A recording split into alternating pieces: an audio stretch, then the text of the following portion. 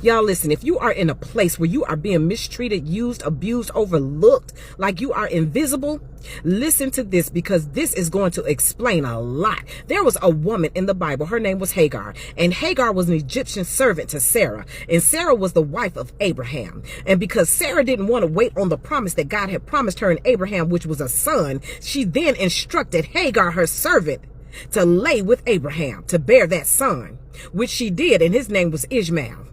But when that happened, Sarah became bitter with Hagar, began to talk to her any kind of way, treat her any kind of way, mistreating her, using her, and abusing her. And because Hagar didn't like the situation she was in, she fled.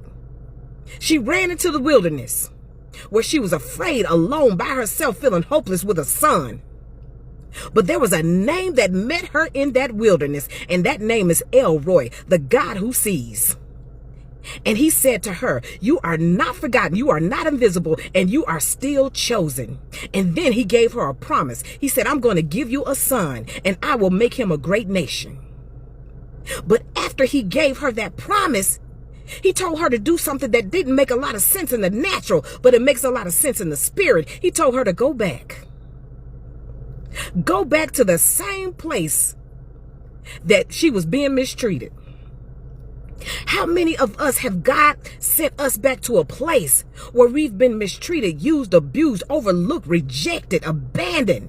And we're standing here saying, God, why would you send me back to the very place where I've been hurt, where I've been broken, where I've been drained? But here's why.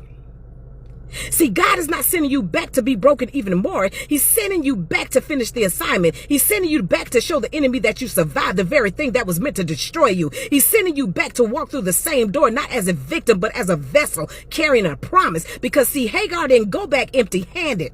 She went back with power. She went back with a word. She went back with a promise.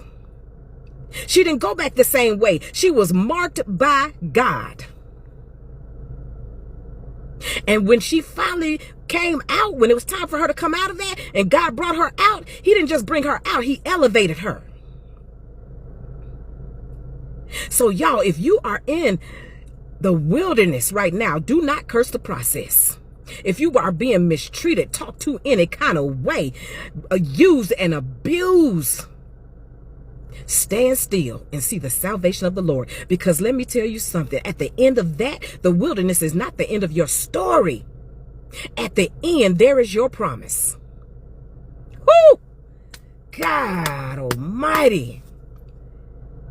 Whoo! Y'all, we go through things for a reason.